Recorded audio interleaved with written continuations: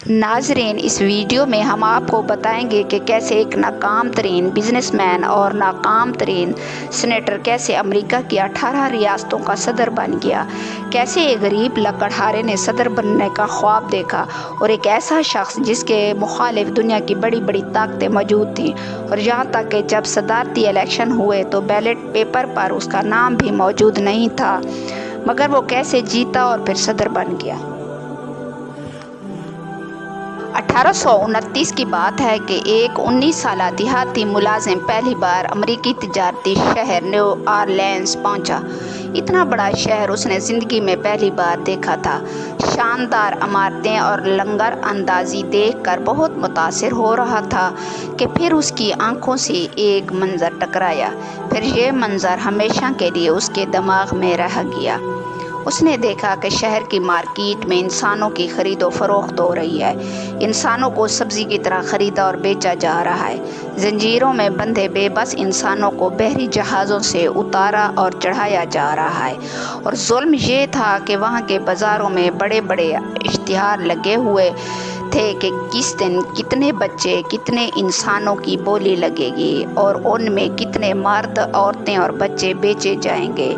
वो ये सब देखकर अंदर ही अंदर कोढ़ रहा था कि वो कर कुछ भी नहीं सकता था, क्योंकि वो तो खुद एक छोटी सी किश्ती का मामूली सा मुलाजिम था। फिर भी उसने अपने साथी से कहा कि अगर मुझे मौका मिला तो मैं हर कीमत पर यह धंधा बंद करवाऊंगा। ये उस वक्त वो देहाती ख्वाब देख रहा था जब वो कुछ भी नहीं था, और फिर वो दुनिया का ताकतवर शख्स भी बन गया। मगर कैसे? अब्राहम लिंकन कौन था और वो कैसे वो एक आदमी से अमेरिका का सदर बन गया? दरियाए संगामोन के किनारे एक छोटा सा कस्बा न्यू सलेम, जहां इब्राहिम लिंकन ने जवानी के इब्तदाई 6 साल गुजारे और यही ज़िंदगी की बड़ी बड़ी नाकामियों के तमगे सीने पर सजाए। जब वो सिर्फ 9 साल का था तो उसकी माँ दूध में किसी जहरीली बोटी के मिल जाने से मर गई थी। फिर उसका बाप सौतेली माँ ले आया। सौतेली माँ से उसे कोई शिकायत तो नहीं थी, लेकिन इब्राहिम की अपने बाप से कभी ना बन पाई, बल्कि वो अपने बाप को तो पसंद ही नहीं करता था। उसका बाप भी उसे तंज और मार पीट का निशाना बनाता रहता था। तालीम भी बस वो इतनी हासिल कर पाया था कि लिखना पढ़ना जानता था, लेकिन हिसाब किताब जमा तफरीक उसकी समझ में बचपन ही से नहीं आता था। इंग्लिश भी वो अच्छी नहीं बोल सकता था। उसके लहजे में एक देहातीपन था। वो 6 फुट 4 इंच लंबा था। बस यही चीज़ थी जो उसको मरकज़ निगाह बना देती थी। लकड़ी के कैबन से इब्राहिम लिंकन ने अपने कैरियर का आगाज़ किया। इस बस्ती में थोड़े से लोग रहते थे, 100 होंगे, बस यही उसके गाहक थे। बाकी कुछ लोग दरिया में सफ़र करते हुए थोड़ी देर के लिए रुकते तो स्टोर से इक्का दुक्का चीज़ें ख़रीद लेते थे। स्टोर में मोमबत्तियाँ, वाइन की बोतलें और कुछ बर्तन वगैरह होते थे। लेकिन जो बेहतर कैरियर की तलाश में यहाँ आया था, चंद माह बाद ही कैरियर गंवा बैठा, क्योंकि स्टोर के मालिक ने मुसलसल घाटे की वजह से स्टोर बंद कर दिया था और लिंकन को नौकरी से निकाल दिया। इसके पास ज़ाती कमाई हुई नाकामी का पहला बैच सज गया था। न्यू सलेम के पहले 9 माह में अगरचा इब्राहिम लिंकन नाकाम रहा था, लेकिन एक कामयाबी उसने हासिल कर ली थी। वो थी ईमानदार इंसान की शोहरत। हुआ यूं कि एक दिन लिंकन के स्टोर से एक खातून कुछ सामान लेकर गई। जब वो चली गई और लिंकन ने गौर किया कि उसके वज़न के बट दुरुस्त नहीं थे, कुछ हल्के थे, सो लिंकन ने ये किया कि जितना वज़न कम था इतना सामान लेकर उस औरत के घर गया और उसे दे आया। ऐसे और भी वाक़यात पेश आए जिसने न्यू सलेम में अब्राहम लिंकन को ऑनेस्ट ऐप का टाइटल दे दिया। इसी शोहरत की वजह से 1832 के रियासती इलेक्शन में लिंकन ने हिस्सा लेने का फ़ैसला किया और इसका ख्याल था कि न्यू सलेम के सब लोग उसे वोट देंगे, वो रियासती असम्बली का रुकन बन जाएगा। लेकिन हुआ यूं कि वो इतनी साख के बावजूद हार गया। یہ ذاتی کمائی ناکامی کا دوسرا بیج تھا، لیکن اس نے ہمت نہیں ہاری۔ پہلا الیکشن ہارنے کے بعد 23 سالہ لنکن خالی جیب بھوکے پیٹ تھا۔ زندگی آگے چلانے کے لیے اس نے اپنی طاقت کا استعمال کیا اور لکڑیاں کاٹ کر مزدوری کرنے لگا۔ پھر کسی نے مشورہ دیا کہ ڈاکیا بن جاؤ، اچھے پیسے کماؤ گے۔ سو وہ ڈاکیا بن گیا اور گھر گھر خط پہنچانے لگا۔ یہاں بھی دال نہ گلی تو سروے کرنے والوں کے ساتھ شامل ہو کر سروے کرنے لگا، مگر یہ روزگار بھی اس کی ضروریات اور مزاج کے مطابق نہیں تھا۔ پھر اس نے اپنے قد کا فائدہ اٹھاتے ہوئے نیو سیلم کے ریسلنگ چیمپئن کو چیلنج کر دیا، لیکن یہاں بھی وہ نہ جیت سکا۔ ایسا بھی کہتے ہیں کہ وہ جان بوجھ کر ہار گیا تھا تاکہ ریسلنگ چیمپئن اور اس کے دوستوں کی ہمدردی حاصل کر سکے، اور اس نے جیت بھی لی۔ یہ لڑکے اور ریسلنگ چیمپئن آرم اسٹرانگ اس کے گہرے دوست بن گئے اور مستقبل میں سیاسی میدان میں اس کے بہت کام آئے۔ دوستی سے اس کا پیٹ تو نہیں بھرتا تھا، اس لیے اس نے اپنے دوست ولیم بیری کے ساتھ مل کر بیری لنکن اسٹور کھول لیا۔ تھوڑی بہت فروخت ہونے لگی تو اس نے ایک بار پھر سیاست میں ہاتھ پاؤں مارنا شروع کر دیے۔ 1834 میں ریاستی اسمبلی کا الیکشن ہوا اور اس بار وہ جیت گیا۔ ناکامیوں سے بھرپور اس زندگی میں یہ اس کی پہلی کامیابی تھی، لیکن یہ کامیابی اس کے روزگار کو تو حل نہ ہی کر سکتی تھی۔ اسمبلی کا اجلاس جس دن ہوتا اس دن اسے $3 مل جاتے تھے، اور بس پھر بھی سیاست میں آنے کی وجہ وہ اپنے اسٹور کو بالکل وقت نہیں دے پا رہا تھا۔ اب اگلا سال 1835 اس کی زندگی کا دردناک سال ثابت ہوا۔ پہلے تو اس کا اسٹور پارٹنر اور گہرا دوست ولیم نیری مر گیا۔ جب این نیو سیلم کی وہ لڑکی تھی جس سے لنکن اپنے اسٹور میں ملا تھا، ان دونوں میں ابھی انڈرسٹینڈنگ ہوئی ہی تھی کہ اسی سال ٹائیفائڈ کی وبا پھیلی اور این بخار میں تپ کر مر گئی۔ یہ جہاں آج یادگار بورڈ لگا ہے، یہاں وہ اس سے آخری بار ملا تھا۔ اسٹور کیبن کے پاس قدرت نے ایک ہی سال میں ناکامی کے 3 بیج اور اسے دے دیے تھے، جن میں ایک تو کچھ زیادہ ہی گہرا تھا، لیکن جب تک زندہ رہا اور این کی قبر پر جاتا رہا۔ اس سب کے 2 سال بعد اس نے سامان پیک کیا، اپنے دوستوں کو خیر آباد کہہ کر وہ شہر اسپرنگ فیلڈ میں چلا گیا۔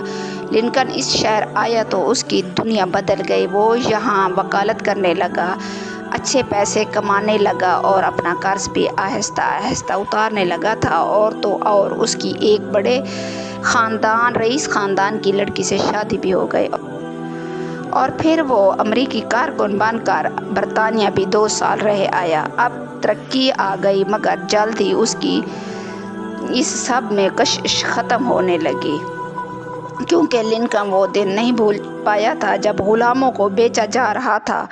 وہ اس ظلم کے خلاف آواز اٹھانا چاہتا تھا، لیکن اس کی اپنی جماعت وگ پارٹی اس کے ساتھ نہیں تھی، یہاں تک کہ اس کے ووٹرز بھی اس کے خلاف تھے۔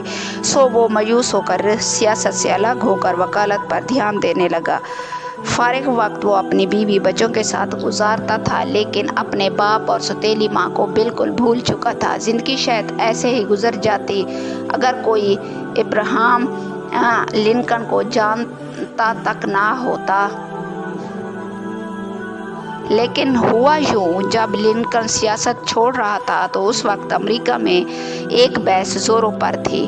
وہ تھی کہ سیاہ فاموں کی غلامی ختم کی جائے یا نہیں۔ امریکہ اس بحث کو لے کر 2 حصوں میں تقسیم ہو گیا۔ ایک طرف کی جنوبی ریاستیں تھیں جن کی اکانومی کا انحصار کھیتی باڑی اور ایگریکلچر پر تھا، اور یہ سیاہ فام غلام رکھتے تھے، بدلے میں غلاموں کو کھانا اور رہائش ملتی تھی۔ ان 24 گھنٹوں کے غلاموں کے کوئی حقوق نہیں تھے، اور وہ لوگ غلامی کو ختم نہیں کرنا چاہتے تھے، جبکہ دوسری طرف شمالی ریاستیں تھیں۔ 1850 میں یہ بحث شدت اختیار کر گئی۔ یہی وہ وقت تھا جب لنکن نے وکالت کی فائلیں ایک طرف رکھی اور میدان میں آ گیا۔ وہ بازار گیا اور وہاں ایک ہجوم تھا اور لوگ سٹیفن کی تقریر سن رہے تھے۔ وہ غلامی قائم رکھنے کے حق میں بول رہا تھا۔ وہ سیاہ فام کو سفید فاموں کے برابر کا انسان نہیں سمجھتا تھا۔ تب لنکن نے ان لوگوں سے کہا کہ کل میں تمہیں بتاؤں گا کہ اس شخص کے دلائل کتنے بے وزن ہیں۔ اب سپرنگ فیلڈ میں لوگ لنکن کو جانتے تھے تو وہ اگلے دن تقریر سننے آ گئے۔ لنکن 3 گھنٹے تک بولتا رہا اور غلامی کے خلاف دلائل دیتا رہا۔ اس کا مرکزی نقطہ یہ تھا کہ اگر اسٹیفن ڈگلس سیاہ فام لوگوں کو انسان ماننے سے ہی انکار کر دے تو یہ بات درست ثابت ہو سکتی ہے، لیکن اگر آپ انہیں انسان سمجھتے ہیں تو پھر کسی ایک انسان کو یہ حق نہیں دیا جا سکتا کہ وہ دوسرے کو غلام رکھنے یا نہ رکھنے کا فیصلہ کرے۔ سیاہ فام بھی انسان ہیں اور وہ آزاد ہیں۔ ان کی یہ تقریر اکثر لوگوں کے دلوں کو چھو گئی اور اب لنکن جگہ جگہ غلامی کے خلاف تقریریں کرنے لگا۔ ان دنوں لنکن کی پرانی وگ پارٹی ختم ہو رہی تھی اور امریکہ میں غلامی کے خلاف سیاست دانوں نے ریپبلکن پارٹی کے نام سے ایک نئی جماعت بنا لی۔ اس نے ڈگلس کو مباحثے کا چیلنج دے دیا۔ ڈگلس نے یہ چیلنج قبول کیا۔ لنکن اور ڈگلس کے درمیان مختلف شہروں میں 3 گھنٹے کے 7 مباحثے ہوئے۔ ان کے مباحثے اتنے مشہور ہو رہے تھے کہ ہزاروں لوگ سننے پہنچ جاتے، ساتھ میں پھیری والوں کی بھی چاندی ہو جاتی۔ وہ ڈگلس اور لنکن کے ناموں والے بیجز فروخت کر کے پیسے کماتے۔ ان مباحثوں کے دوران جہاں وہ مشہور ہو رہے تھے وہاں ایک اور انقلاب بھی کام کر رہا تھا۔ تو ناظرین، یہ انقلاب تھا ٹک میڈیا، پرنٹ میڈیا۔ اس وقت ٹیلی گراف ایجاد ہو رہا تھا اور اب پورے امریکہ میں خبریں پہنچ جاتی تھی۔ کیمرہ بھی ایجاد ہو چکا تھا جس سے لی گئی تصویریں بھی اخبارات چھپتی رہتی تھی۔ یہ دنیا میں ایک نئی چیز تھی۔ غلامی کے حامی ڈگلس کی باتیں اور غلامی کے مخالف لنکن کے دلائل مزے لے کر پڑھتے اور ایک دوسرے سے سیاسی نوک جھونک کرتے۔ اسی دوران الیکشن میں لنکن اور ڈگلس سے ہار گیا، لیکن اب وہ سیاہ فام غلاموں کی غلامی کے خلاف پورے امریکہ میں ایک علامت بن چکا تھا۔ وہ اتنا مشہور ہوا کہ امریکی صدر امیدوار میں اس کا نام لیا جانے لگا تھا۔ ظاہر ہے حال ہی میں سینیٹرشپ کا الیکشن ہارنے والا اس کا تصور ہی نہیں کر سکتا تھا، مگر اسے یہ تصور جلد ہی کرنا پڑا، کیونکہ پہلے اس کی ریاست ایلینوائے نے اسے صدارتی امیدوار ڈکلیئر کر دیا، پھر نیشنل لیول پر بھی اس کا نام بطور صدر امیدوار کے لیے لیا جانے لگا۔ ریپبلکن پارٹی نے اب ہر قیمت پر وائٹ ہاؤس میں اپنی پارٹی کے امیدوار کو صدر نو منتخب کروانا تھا۔ لنکن کے خلاف شکاگو میں بحث ہوئی، لیکن لنکن کی خوبی یہ تھی کہ کوئی بھی اس کے خلاف نہیں تھا۔ آخرکار سب نے اتفاق کیا اور ایک ناکام ترین بزنس مین ناکام سینیٹر امریکی صدر امیدوار کے لیے نامزد ہو گیا۔ جب یہ نامزدگی ہوئی تو ابراہم لنکن اس اجلاس میں شریک ہی نہیں تھا۔ وہ گھر میں بیٹھا ہینڈ بال کھیل رہا تھا۔ یہ خبر اس کے علاقے میں پہنچی تو مبارکباد دینے والوں کا ہجوم اس کے گھر کے سامنے جمع ہو گیا۔ 6 نومبر 1860 کو الیکشن ہوئے۔ پورے امریکہ میں ووٹنگ ہو رہی تھی، لیکن دلچسپ بات یہ ہے کہ جنوبی ریاستوں میں لنکن کی معمولی سی بھی جماعت نہیں تھی، حتیٰ کہ اس کا نام بیلٹ پیپر پر موجود ہی نہیں تھا۔ اس کے باوجود جب نتائج آئے تو لنکن جیت گیا۔ لنکن 18 ریاستوں کا صدر منتخب ہو چکا تھا۔ ادھر لنکن صدر بنا اور ادھر امریکہ 2 ٹکڑے ہو گیا۔